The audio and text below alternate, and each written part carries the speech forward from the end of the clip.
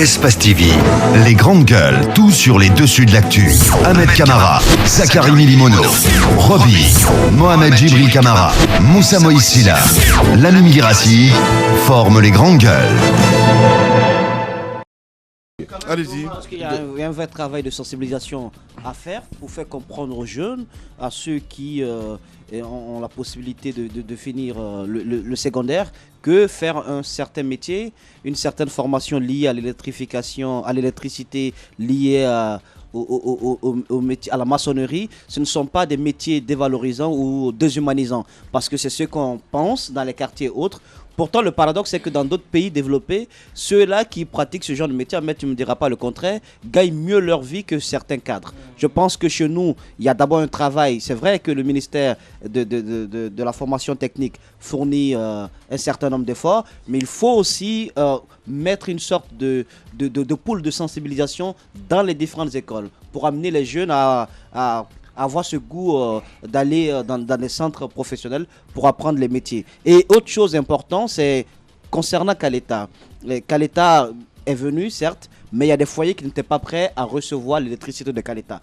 On assiste à beaucoup d'incendies. Ça devient d'ailleurs récurrent.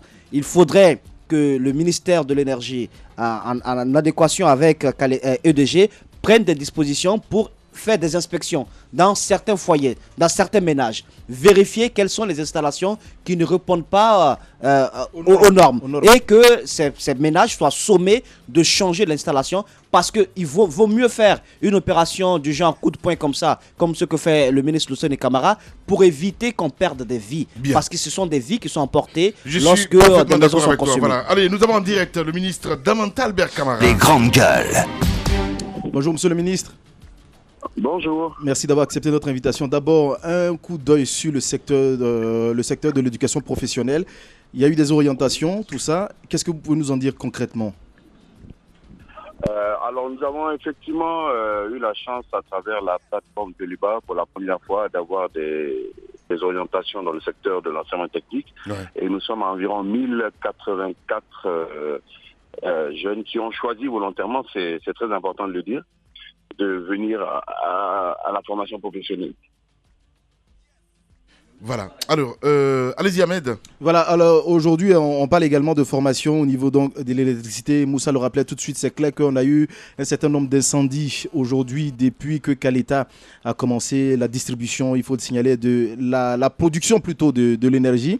Et concrètement, qu'est-ce qui vous a inspiré à lancer cette formation ? Est-ce que c'est également dû au lancement de Caleta pour éviter des incendies, puisqu'on connaît les installations dans les quartiers et même dans les différents foyers ? Oui, donc je me dois d'être honnête, c'est d'abord une initiative d'un opérateur privé. Bien évidemment, si ça a été appuyé, c'est que vous avez... Oui. Je vous dis, l'initiative vient de lui et bien entendu, le département s'est associé à cette initiative parce que nous avons trouvé que c'était vraiment très important. Ce n'est pas la première fois qu'il le fait. Il avait fait déjà avec un autre opérateur et cette fois-ci avec un deuxième. Et ce qui est intéressant dans cette démarche, c'est que c'est quelqu'un qui dépasse ses objectifs commerciaux et qui cherche à former des gens qui demain non seulement seront ses clients, mais de bons techniciens sur le terrain. Et j'ai noté que les modules qui vont être dispensés, ce sont les modules en termes de qualité et de normes. C'est ce qui manque très souvent lorsque les gens travaillent. Vous avez beau avoir la meilleure formation possible, avoir de bonnes installations, avoir un bon réseau. Lorsqu'un technicien, au lieu d'acheter un fil qui coûte 25 000 francs, il veut faire une économie de 10 000 francs, il achète un fil électrique qui coûte 5 000 et que demain il brûle. Voilà un peu les éléments qui font que on a des incidents aussi graves que ceux qui viennent. Bien entendu, la couverture du réseau est également concernée, mais la formation est extrêmement importante pour que ceux qui agissent sur le terrain sachent allier la qualité à la sécurité. Voilà. Alors, monsieur le ministre, au terme de cette formation, est-ce qu'il y a un plan d'injection de ces agents, de ces éléments qui vont être formés dans le circuit en vue de leur utilisation ? Alors, c'est d'abord de l'initiative privée. Ce sont des opérateurs privés, ce sont des électriciens. Je leur ai conseillé soit de se constituer en coopérative, soit tout simplement de travailler dans certaines entreprises. Ce ne sont pas des fonctionnaires, ce sont des professions libérales. Justement.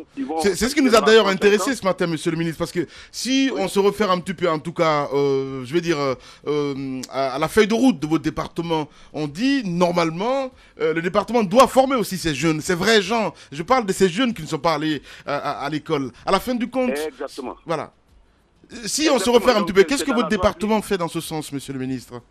C'est dans la droite ligne de cette mission, cette ligne de mission, qui veut qu'on fasse correspondre l'adéquation de la formation et de l'emploi, mais également qu'on prenne en compte toute cette masse de jeunes qui chaque année sortent du système sans avoir une qualification précise, qui parfois se débrouillent dans des ateliers, qui apprennent sur le tas, en faisant les erreurs que vous avez dénoncées tout à l'heure, et donc on leur apporte la connaissance et la qualification technique et professionnelle qui leur permet de dépasser leur état d'artisan du secteur informel et d'être enfin dotés des compétences qui peuvent les rendre compétitifs. N'oubliez pas que notre pays s'est également doté d'une politique de contenu local.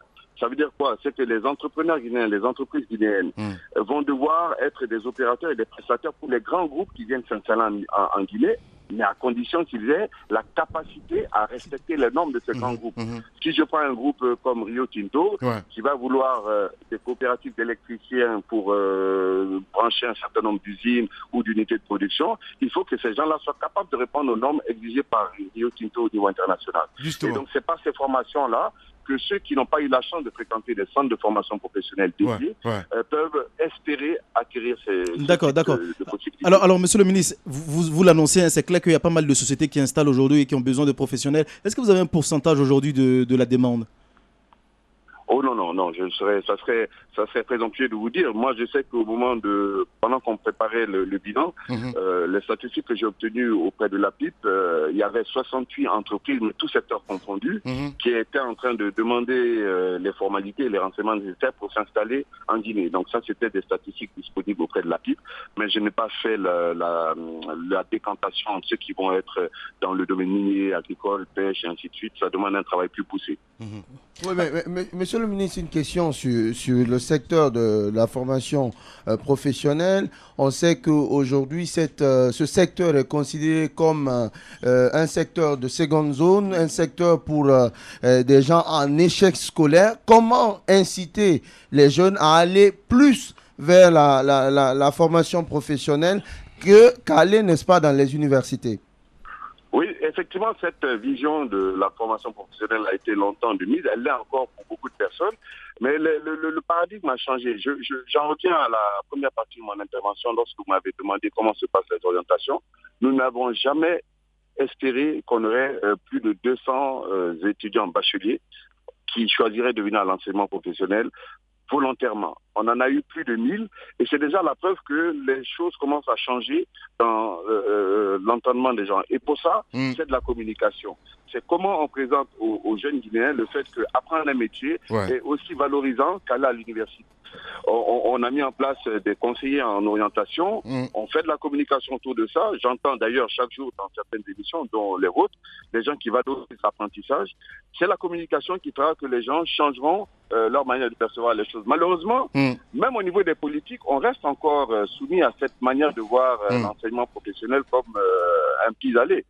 Quand j'ai été à l'Assemblée l'année dernière, j'ai entendu des députés dire comment on fait pour tous ceux qui échouent et trouver des moyens de les accueillir. J'ai dit non, ne dites pas ça. On ne vient pas à l'enseignement professionnel parce qu'on a échoué. Il faut d'abord que ce soit un choix, apprendre un métier, parce que, comme on le dit, le développement a besoin de tous les métiers et tous les métiers mènent à la réussite. Voilà. C'est sur ça qu'il faut communiquer. Damanta Albert Camara, ministre donc, de l'enseignement technique et de la formation professionnelle en direct chez les jeunes. Alors, monsieur le ministre, rapidement, deux questions. La première, c'est, vous parliez de communication, c'est vrai, vous parliez du chiffre qui a augmenté depuis votre magistère, mais est-ce qu'aujourd'hui, il ne faut pas instaurer un système de quotas en fonction des moyennes obtenues par les élèves et en fonction de ça, on les oriente? Ça, c'est la première question. Deuxième question, c'est, on va parler un peu de la formation au niveau de EDG, puisqu'il y a des électriciens de quartier qui sont aussi recrutés au sein des EDG. Est-ce que cette initiative ne peut pas faire tache d'huile au sein de EDG, qu'on recycle un peu certains électriciens qui travaillent dans cette société, puisqu'ils sont, c'est le gros du marché en termes de travail public? Allez-y. De se bouger pour venir vers le ministère, je suis désolé. Allez-y. Allez-y, Alors, monsieur le ma ministre. réponse va être entre l'intervention de Roby et celle d'Ahmed. Effectivement, en principe, nous avons une politique de formation continue qui est menée par l'Office national de la formation professionnelle, qui assure la formation continue de tous ceux qui sont en situation de travail et même les EPA. Ça veut dire que chaque entreprise, que ce soit EDG, la SEG ou autre, doit déposer un plan de qualification de son personnel pour qu'on les forme. Donc, pour ça, il faut qu'ils déposent le plan de qualification et l'ONFP est là pour les accompagner. Donc, la réponse est oui. Il y a une possibilité pour recycler et améliorer la compétence de ceux qui sont en situation de travail, dont les techniciens de l'EDG. Maintenant, s'agissant de l'orientation on va dire, imposée par quota de ceux qui sortent de l'université, nous avons considéré que cette année était une année test, voir comment se comportait la plateforme du LIBA et l'orientation volontaire. Et nous allons commencer à réfléchir sur la possibilité d'une orientation dirigée. Mais vous-même, vous avez été témoin du grand émoi qu'a causé la plateforme du LIBA et certaines universités qui dénonçaient les quotas. Et donc, on va réfléchir cette année à proposer aux gens de venir à l'enseignement technique. Mais la vraie réussite, ça sera de faire de telle sorte que l'enseignement professionnel soit suffisamment attractif pour qu'on n'ait pas besoin de forcer les gens à y aller et qu'ils y aillent volontairement. Voilà. Le ministre Damantin en direct chez les juges ministres. Monsieur le ministre, beaucoup de questions, surtout des auditeurs. On va essayer de marquer une pause et on revient avec vous parce que c'est très important et on va continuer le débat. Merci beaucoup. Merci de rester avec nous. Malheureusement, je ne pourrais pas rester très longtemps avec vous. J'ai une réunion tout à l'heure à 10h. Ah ben voilà. Oui, on continue alors. On va essayer. Parce qu'il y a une pause quand même. Allez-y. Monsieur le ministre, rapidement, on va continuer. On va parler de l'aspect, si on a fini avec l'enseignement technique, j'aimerais qu'on parle de l'investiture, de la prestation de serment du professeur Alpha Condé, monsieur le ministre. Et on dit beaucoup de choses, il paraît que ça a coûté 300 milliards, c'est un opposant qui l'a dit. Selon vous, vous avez un chiffre, combien tout cela a coûté aux contribuables guinéens? Il me semble qu'on tourne autour d'un peu moins de 4 milliards. Un peu moins de 4 milliards. Alors, monsieur le ministre, une autre question, c'est cette polémique qui commence à enfler. D'après des juristes avertis et qui ont l'œil, le président, en réalité, n'aurait pas prêté serment parce qu'on ne l'a pas engagé à faire respecter la Constitution. Quelle est la réaction du gouvernement là-dessus? Alors, j'ai effectivement lu cette réaction d'un juriste qui, ma foi, en général, dit des choses sensées. Donc, ça va être vérifié avec la Cour constitutionnelle. Et si c'est le cas, on prendra les mesures appropriées. En tout cas, ça dépend de la Cour constitutionnelle. Mais je pense que s'il y a une correction à faire, il faudra qu'elle se fasse. Mais toute cette cérémonie en 2 temps, monsieur le ministre, est-ce qu'on en avait vraiment besoin? La question ne se pose plus, elle est faite de cette manière-là. Je crois que dans son exposé liminaire, le greffier de la Cour constitutionnelle a donné de larges explications. Chacun peut les apprécier à sa manière, mais voilà, c'est fait, c'est fait. Alors, monsieur le ministre, on a vu la presse très en colère, mais vous avez tenté de donner une réponse.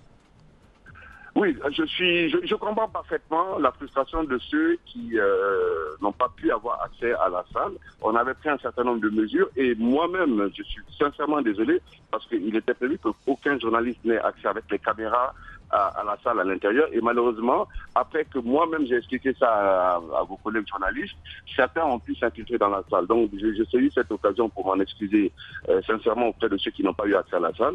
Mais je leur ai également expliqué que c'était pas évident de gérer des dizaines et des dizaines de journalistes avec les normes de sécurité que nous imposait la présence de 13 chefs d'État étrangers.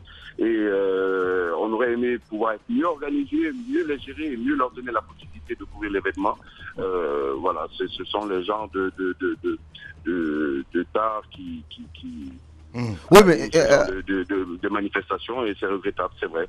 Ouais, monsieur le ministre, un mot sur un scandale dont on parlait tantôt. Un proche du président de la République serait accusé de conflit d'intérêts par des particuliers et détournement de fonds. Et de détournement de fonds. Les mots.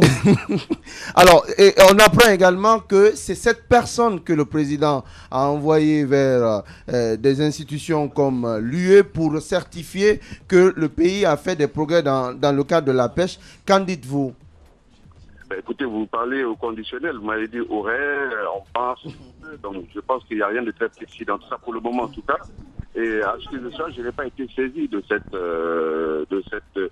affaire. Donc, si vraiment affaire il y a, je pense qu'elle sera révélée d'une manière ou d'une autre parce qu'il y a peut-être une procédure qui sera engagée quelque part et à ce moment-là on verra plus. Mais comprenez que je ne puisse m'exprimer Je sur sais. des faits qui sont exprimés au conditionnel. Je vous comprends, mais vous conviendrez avec nous que certains ministres quand même gardent des cafards dans leur placard.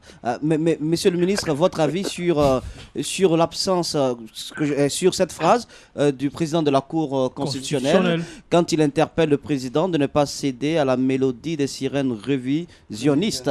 Vous, qu'est-ce que ça vous a fait quand vous avez entendu cela? En précisant d'ailleurs que second et dernier mandat. Justement, ça prouve qu'on a enfin la preuve que la Cour constitutionnelle de Guinée n'est pas inféodée au pouvoir exécutif. Et ça veut dire qu'elle est capable d'avoir un avis tranché, avoir le courage de ses opinions et tout simplement faire état des dispositions de la Constitution telles qu'elles sont écrites. Il y avait du beau monde au palais Mohamed V, mais on a l'impression que le chef de file de l'opposition vous a beaucoup manqué dans la salle. Ah, il a manqué à la République, surtout, puisqu'il est le chef de file de l'opposition. Ouais. Est-ce que ça vous a choqué le fait qu'il n'ait pas participé à cette cérémonie en tant que chef de file de l'opposition? Écoutez, ça fait maintenant longtemps que le chef de file de l'opposition ne participe à aucune des cérémonies officielles à laquelle il est convié, ne serait-ce que l'accueil des chefs d'État étrangers, un certain nombre de cérémonies où il est invité en tant que chef de file de l'opposition. Donc ce n'est pas vraiment nouveau. C'est dommage, mais ce n'est pas nouveau. Et justement, là-dessus, monsieur le ministre, parce qu'on sait qu'il y a des fonds quand même importants qui sont prévus dans le projet de loi de finances, justement pour le chef de file de l'opposition, est-ce que cette fameuse loi qui lui attribue ce titre-là à la longue va être revue puisque il ne s'est jamais prêté à ce jeu protocolaire de l'État guinéen?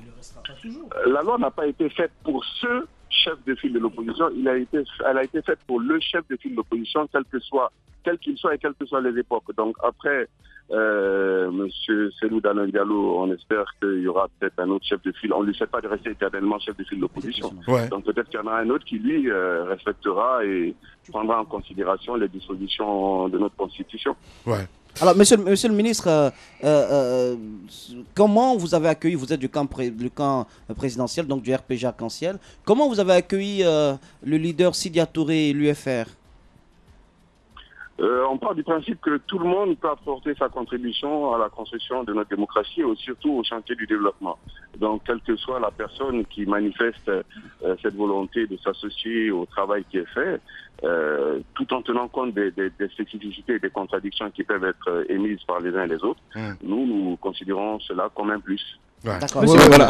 Alors, monsieur le ministre, la chose fait déjà son petit bonhomme de chemin. Monsieur Alpha Condé à Abuja au sommet de la CEDEAO. Il se raconte autour de ce voyage que l'éclatement en 2 temps de la cérémonie d'investiture est dû au fait que monsieur Alpha Condé lorgnerait le poste, la tête, disons, de l'institution sous-régionale.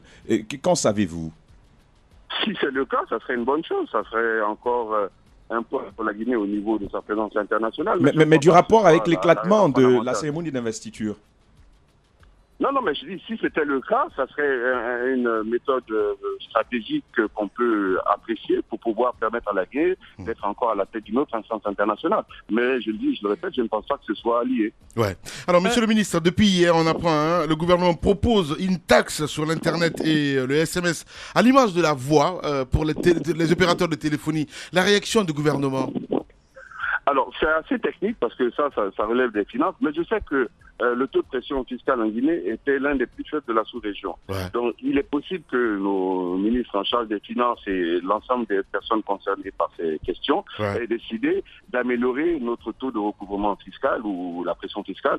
Mais là, je risque de vous dire des contre-vérités parce que je n'ai pas d'éléments sous la main pour commenter cet aspect-là. Ouais. Non, parce que pour toi, le gouvernement, quand même, parce qu'on propose la nouvelle hausse à 20%.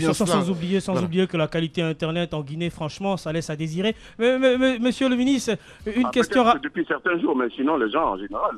L'Internet ne fonctionne par secteur. C'est terrible. Il y a des secteurs, il y a telle société qui marche, il y a des secteurs, il y a telle autre société qui marche. C'est comme ça, monsieur le ministre. J'espère que Djabi vous entend. Dernière question. On va l'appeler dans un instant, Djabi. Monsieur le ministre, une dernière question. Aujourd'hui, on est dans le PRAC 2. On a assisté au retour de certains anciens parias de la République. Aujourd'hui, comment avez-vous accueilli le retour, par exemple, de de Tibou Camara, de Diallo Sadakadi. On annonce aussi le retour de Bahouri, ça reste à confirmer. Aujourd'hui, quelle est la dynamique du PRAC 2? Mais est-ce que le gouvernement, l'ancien gouvernement va être reconduit en majorité? Vous allez faire langue de bois, c'est sûr. Est-ce que le gouvernement va être reconduit en majorité? Mais comment voulez-vous que je vous dise qui va être reconduit dans le gouvernement? La seule personne qui le sait, c'est le président de la République. C'est clair. Donc je n'ai aucun moyen de répondre à ça. Ouais. Et je dis, pour conclure ce que vous venez de dire, tous les Guinéens sont les bienvenus chez eux. Voilà, monsieur le ministre, en tout cas, grand merci d'avoir accepté notre invitation. Si vous le souhaitez, franchement, on aimerait bien vous garder à 10h10, on va vous rappeler. Malheureusement, je commence une réunion et je risque de ne pas pouvoir, mais on aura l'occasion de discuter, je viendrai vous voir. Ouais. J'en ai pas l'habitude, mais tout de même, c'est assez salutaire ce que vous faites avec certains de nos confrères. L'actualité attend, le résumé des comptes rendus de des activités de certains ministères, c'est assez salutaire, bravo et bon chemin. Mais depuis qu'on fait ça, il y a beaucoup de médias qui disent moins de bêtises. Mais je ne parle pas des grandes gueules. Hein. Eh ben voilà. C'est ce que je dis. L'homme qu'il faut à la place qu'il faut, c'est ce qu'on a toujours demandé au président de la République. Si vous devez choisir des gens, choisissez des gens qui sont capables d'assurer un certain nombre de postes. Ceux qui ne sont pas capables, même s'il y a eu des couacs aussi avec un centre de communication. Voilà. En ce qui concerne le live. Hein. Merci beaucoup en tout cas, monsieur le ministre. Et puis, merci beaucoup. À tantôt. Au revoir. Politiciens véreux, fonctionnaires corrompus, promoteurs immobiliers voyous, justice passive. La Guinée devient-elle mafieuse? Les grandes gueules d'Adafo Média ne lavent pas plus blanc, mais vous permettent de défendre votre pays en vous informant. Avec les grandes gueules d'Adafo Média, dénoncez les turpitudes, nous garantissons le secret des sources. Envoyez vos documents à espacefmguinée.info, rubrique Contact. Les grandes gueules d'Adafo Média ou le socle de la liberté d'expression en Guinée.